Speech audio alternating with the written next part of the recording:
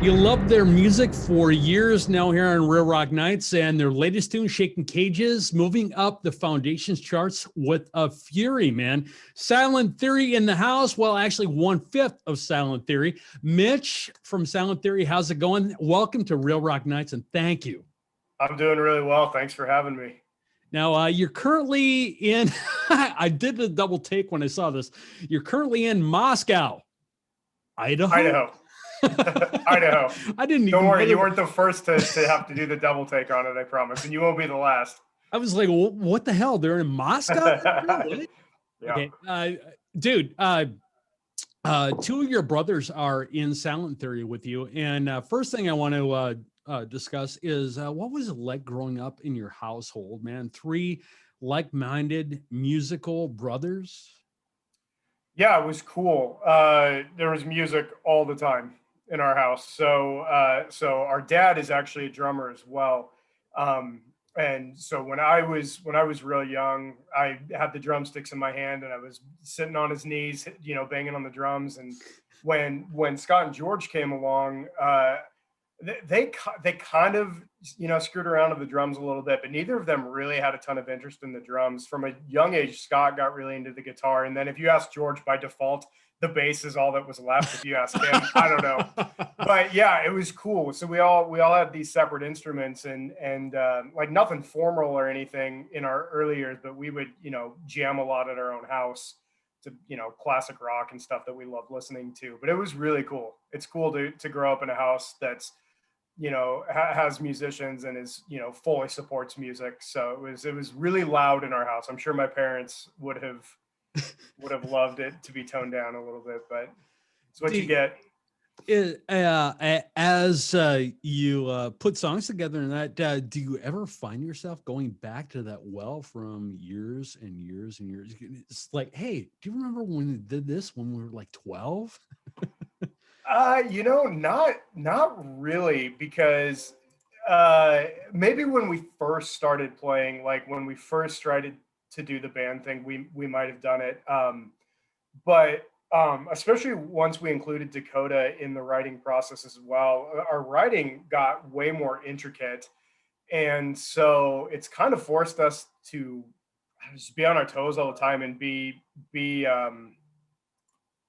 I don't know, trying to continue to learn and expand and whatnot. So I think there's probably elements of like really old things like, hey, remember 20, 30 years ago when we thought this was really cool? It might be cool to see if there's some variation of that may fit here. But yeah, probably not so much now. We're always trying to move forward and get a little bit more intricate and a little bit more, I would say, creative in the writing process. And so it's probably pulled us out of our comfort zone quite a bit, especially with this last album.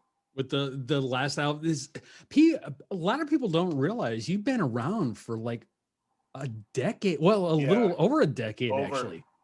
So, I remember way back, I found your tune "Living the Dream." That is an old one. Were you guys up on Reverb Nation? For sure. Okay, then that's like when where we first started. Yeah, because when our flagship station first started, that's where the flagship would find a lot of their music and their newer bands and bands to watch. And because you can tell, I mean, it's like, okay, Silent Theory, wow, these guys are people to watch. And anyway, that was 2012, I think we found that. Yeah. And then all of a sudden, what was it? Radio Contraband, when they were still around. I was sent Fragile Minds. Fragile Minds, yes. Yeah, I'll finish that for you. My 3 brain cells, man, is getting me.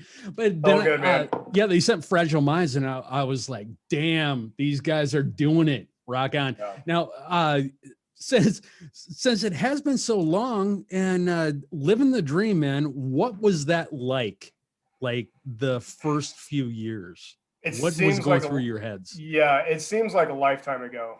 I mean, if you really think about it, that was 3 singers ago. We were all still really young. I mean, at that point, George had just graduated from high school. And I think at the time, we we definitely, I don't know that we really knew what our sound was, but trying to we were trying to play what we thought that radio sound was. I don't know that if we ever even knew, or but so when we did that album, we had gotten signed, um and we recorded Black Tie Affair. That's what Living the Dream, that was the album Living the Dream was on. Okay. And I mean, it was, if I were to classify it, I would say it's just kind of like a bar rock sound. And at the time, I mean, we were really proud of it. It was fun to record. But I think even then we knew like that, like this was fun, but this isn't probably going to be long lasting, right? Okay. And so when we went through I would say the iterations of our singers, and we finally got Dakota, we'd actually jammed some of the Black Tie Affair stuff with him, because when we brought him up to audition, we didn't have any like new we had stuff? we had music, but we didn't have any new stuff post Black Tie Affair. So we jammed some of that, and when Dakota was singing some of the Black Tie Affair stuff, we were like, this isn't good. I mean, I think Black Tie Affair has served its purpose. I'm not discounting it, because without it, it wouldn't have got us to keep moving and then progressing and whatnot. But okay, can I honestly tell you Yeah. something? Okay. Absolutely can. When I heard that, the music is what got me in there. That's what I was like, these are guys to watch. Okay, because there are a few bands over time that I've heard, I've checked out, and I've been like, oh, okay, if they like change that member or change that member, or change this up a little bit, change their style a little bit. And anyway, I'm sorry to interrupt you. Go No, ahead. that's totally cool. That's a fair statement for sure, because the only thing that has shifted from then to here is just singers. So when Okay. you talk about music, it's still the four of us. The And it has the layering of the way that you put things together, and that's just that kind of gives that factor where like I don't know how to explain it. It's like it's almost like something in the back of your mind or in the back of your head where you're like, okay, wait a minute, this sounds really, really like intricate and really thought out well, but something just isn't clicking. Mhm. And then when that other portion comes in and Right. everything clicks, it's like, damn, then you Yeah. get shaking cages. Right. Exactly. And that's what we were hopeful for. And that's exactly what happened. I think bringing in Dakota with his influence and his background, um, it forced us to shift and to think a little bit more broad on, okay, what can we do musically that best fits his style, lyrically and verbally, so that it is one cohesive sound. And so we're not doing one thing, he's doing another. And when you put it together, you're like, this is garbage. Right. So, I would say it was a little bit of trial and error in trying to bridge that, because we'd been playing for so long together. We were kind of set in like, this was kind of our rhythm and our writing, how we did things. And then you bring in Dakota, who was like, I don't really do it that way at all. This is kind of my process. And we both had to kind of, step up and say, okay, well, we'll meet you halfway, you meet us halfway. Okay, kind And of adapt to each other kind of deal. Exactly. And let's see how this all works out. And the first product of that was the album Delusions, that had Fragile Minds and Watch Me Burn and some of the stuff that was on the radio. So Okay, and you were talking earlier about like your early days, like trying to like radio sound, come out with that radio sound. Do you still have that kind of mentality when you're putting music together now, or is it just like, no, we're gonna do good shit? that's it. That's exactly it. We even had it a little bit, I think, with Delusions, in that we were like, well, we want to write stuff that's really catchy, and we really hope that the right people hear it, whomever that may be. And we just, the whole goal is to just get this all over the radio. And we've been doing it since, technically, Silent Theory formed in 2010, so we've all gotten a little bit older, right? And I think with Shaking Cages, but even with the album that we're going to be releasing in May, we've just at that point where we're like, you know what, let's just write the music we want to write. Let's play what we want to play. Hopefully it's catchy enough or it's good enough that people like it and they adapt to it and they want to listen to it and vibe to it or whatever. But I think we've definitely gotten away from the like, we have what's going on in the market right now that we have to fully immerse ourselves in to make sure we're fitting that. It's just like, we're going to play what we want to play. And hopefully you like it, you know, and if you don't, like, we're not going to win everybody over. I think we've just hit that point in the career where it's like, we've done it long enough that let's just play what we want to play. So this album is by far the most eclectic album we've had. Like, so we released Shaking Cages. It was the first time we ever had Dakota do, you know, rap in it. He's really talented. He's a really fast rapper. We've been trying to get him to do it forever, and he's been somewhat reluctant. We finally got him to do it on this track. But aside from that, I mean, we have like horns on this album. We've messed with various sounds. I mean, it's still us. The instruments are still really important. So that's prominent throughout. But we took some chances on like, I don't know how this is going to sound, but let's give it a go. You know, we haven't before. Why not? Right. Which, hey, that's part of music, man. Exactly. The whole immersing yourself in the idea of change. And exactly. I mean, otherwise we're not going to progress, man. What would you say we can see from a Silent Theory show? So, stuff is starting to open up a little bit. I actually saw that you guys have a couple places coming up on your tour list where you're actually going to be doing a couple live shows. Yeah. And so what can people expect from a Silent Theory show? Well, you're going to get as much energy as we can possibly give to you. You know, at the end of the day, like we really enjoy, we enjoy creating music. I enjoy the studio time. We enjoy the studio time. But I think collectively, if you were to ask us why we all actually still do Silent Theory, it's to be able to get up and perform and share our songs with the audience. So you're going to get, I mean, you're going to get the most energy you possibly can out of us. We want you to have a good time. You know, we're goofy dudes. That's the other thing. We write the most we like, you listen to our music and the lyrics and you're like, wow, this is so dark and this, you know, it's so deep and wow, it's brooding or whatever you want to call it. And then you meet us and you're like, you dudes don't even look like musicians. Like, you're the biggest bunch of dorks ever. Like, did I see you guys in line at the buffet like right before this? It's like, you totally did. That was definitely us. Yeah. So it's, you know, I think sometimes we shatter that a little bit of like this brooding like rock band writing these really deep dark songs. And then you see us and we're just a bunch of just dorks, right? And so I think you get some of that aspect too on the stage. We're laughing, you know, we're flipping each other crap. But we really do put our heart and soul into the music that we create and then being able to share that. So what we don't want is we don't want you to leave the show and be like, I could have just stayed home, listened to that, you know, on my computer or whatever and had a better time, right? Because we've all been to those shows where it's like, yeah, I should have just stayed home. And so, you know, collectively, we want everybody to just have a good time. And especially with like how crappy 2020 was, and even still into 2021, like not a lot has opened. So people have been without live music for the most part for over a year at this point. It's just like, I'm trying to be optimistic, but yeah, I'm like, man, it's like I'm even slow at buying merch because not all my promo crap at all these shows is like pretty much non-existent. I can't promo the show. I can't promo the stations or anything because there's nothing going on. Yeah, it's brutal. It's brutal. So we're hopeful that with these one of the shows that that it's coming up is actually it's in Lewiston. So it's about 30 miles south of us.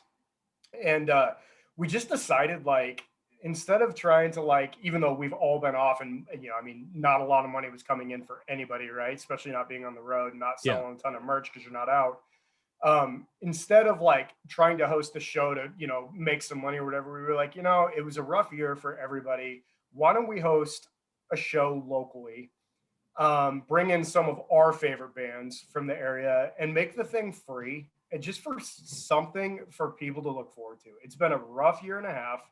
You know, people need to be excited about something. And the last thing I want to do is be like, hey, pay us for, you know, it was rough for you, it was rough for us, but hey, we're putting on the show, pay us. So, you know, it was kind of one of our ways of like, we're releasing this album in May, call it kind of a pseudo album release party, I guess. But really what it is, just to give back and just say like, it sucked for everybody, but this is our way of saying thank you. Like, it's free, it's all ages.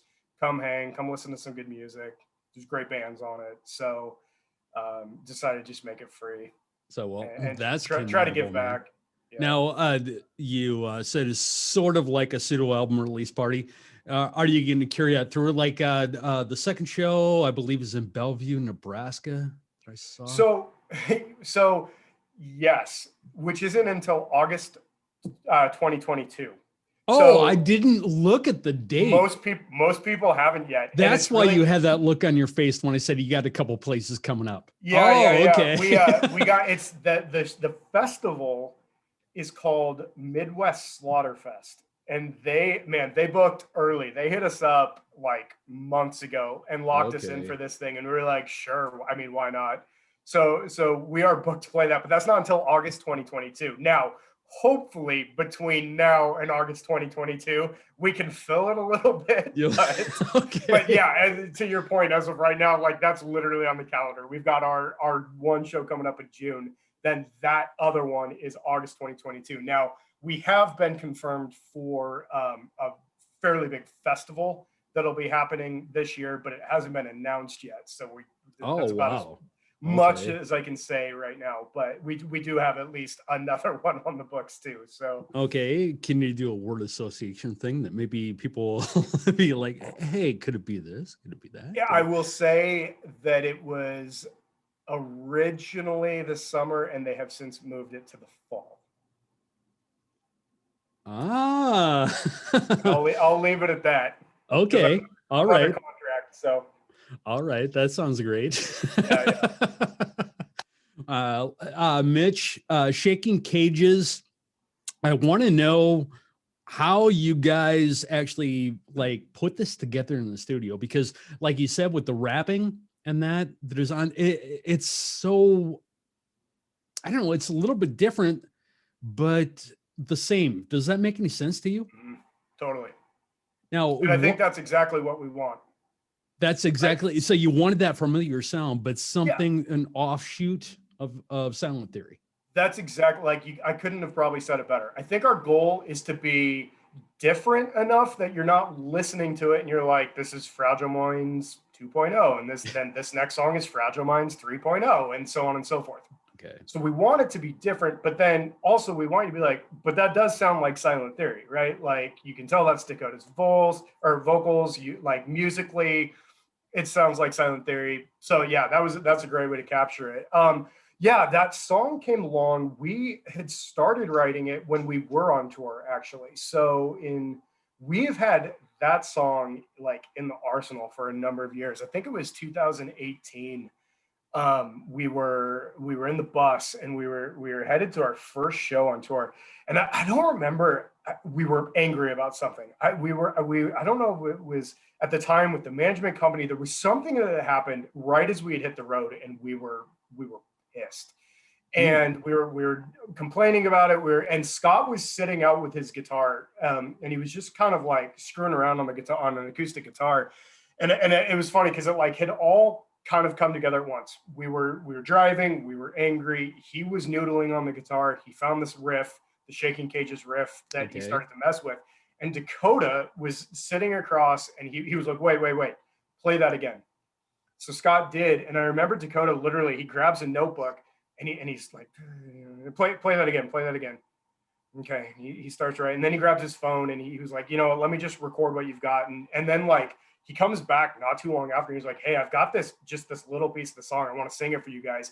And it was like the opening piece to Shaking Cages. Oh, wow. So that's really how it started. And then throughout that tour, Scott would grab the acoustic guitar and he'd noodle out that riff again. And then slowly Dakota would add piece by piece. Slowly build. The rap part of it was, if I could be wrong here, and I might be misspeaking for Dakota, but I think the rap was the very last thing to be added. So he had written that the opening piece, the choruses, and then once we got near studio time to actually record it, he was like, hey, I want to run something by you guys. We were practicing it. We played 30, and then he kind of surprised us with it. And he just started. He brought it up.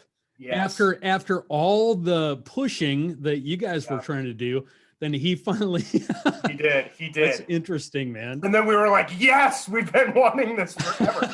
And it's been met with mixed reviews because like and we knew it would be, but there's most people are like, whoa, I didn't see that coming, but it was awesome. It's not a fully hip hop track, but it's cool. We have had a few people that were like, oh, the song was great, and then he started rapping and you lost me. And we were like, yeah, we knew that was going to happen. But it's all about taking that risk. I don't want to just keep rewriting the same stuff over and over and over again. We're at that point where we're going to do what we want to do. And so that was one of the things we had been pushing for. And I mean, honestly, overall, it's been met with huge reception. In fact, this track has probably been our biggest release up to date, even over Fragile Minds. So Well, that's really good. Well, right now you guys are 24 on Foundations, and you know the little fire icon or flame icon. yeah, Okay, you guys have that right now because it's a hot track. And here at Rear Rock Nights, we always fan the flame, so to speak. So anybody that has that little icon next to it, it's like we will pick out and we will play those songs to get them to jump up. And that's super cool. It's kind of cool because over time, this is a pretty young show. We've only been going for, I want to say about a year, not quite a year now. And over time, it's kind of cool. Every time in the last probably 4 months, we fan the flames of bands. We watch them take like a 5 to 7 spin jump. It's huge. No, thank you. That is seriously one of the coolest things you could be doing. So that's what this actually was born on. This is your show, Mitch. This is you'll see in the artist IDs, and I'm going to ask you to do a few liners too. Sure. And you'll see in the liners that we have a cell line closer to the fan artist experience, and that's because like this is your show. You it's not for me to sound cool. It's not for the stations to be like, hey, look what we're doing or anything like that. It's for the artists to get out there, tell their side of the story, talk about eating at the buffet and nobody noticing who the hell they are, and then going on stage and the people being, what the hell? That's a guy I was just standing next to. So it's like, you got something you want to promote or anything? Hey, hit me up with an email, send me a text, contact. Who is it? Eric Baker is the one that email him, say, hey, where's that Shep guy? You know, have him. It's like, I don't care if it's something as stupid as like a 20 or 30-second shot of you, like on your cell phone saying hi to your fans. I'll put it up on the website. I'll cool, man. put you on the show. That's really cool. Deal. So anyway, that's my little diatribe. This is you saying it's a cool thing. And that's that. No, it's really what the show is about. I'm a music sharer on steroids. I love it though. I just end up paying all my fees and licensing and everything so I can actually give people the music. Well, that is the best way you could possibly give back to the musicians for sure. Because I mean, you know how important those radio charts and stuff are. So the fact that you're even helping propel as best you can, I mean, it makes a world of difference to not only us and Silent Theory, but all the other bands you're doing that for. So that's huge, man. Thank you. It's no problem. I thank you for the talent. If it wasn't for you guys, it's like we wouldn't have. It's like the younger bands that are coming up. They are the future. Everything to me is forward progression. You know, stop looking back. And if it wasn't for you guys, everything would stagnate. Yeah. Everything would be pretty boring. But okay, I'm done like praying to you and stuff. Let's see, you're all over the internet, man. You Google, do you have anything you actually want to push on the internet? I know you Google Silent Theory and just a load of crap comes up, but do you have anything up there that people don't know about? I always like to use this time just to shamelessly plug like where you can find us. But you're right, if you Google us, you're not gonna have a hard time. We're on all the streaming platforms. So if you Spotify, Pandora, Amazon Music, Apple Music, all that, we're on that.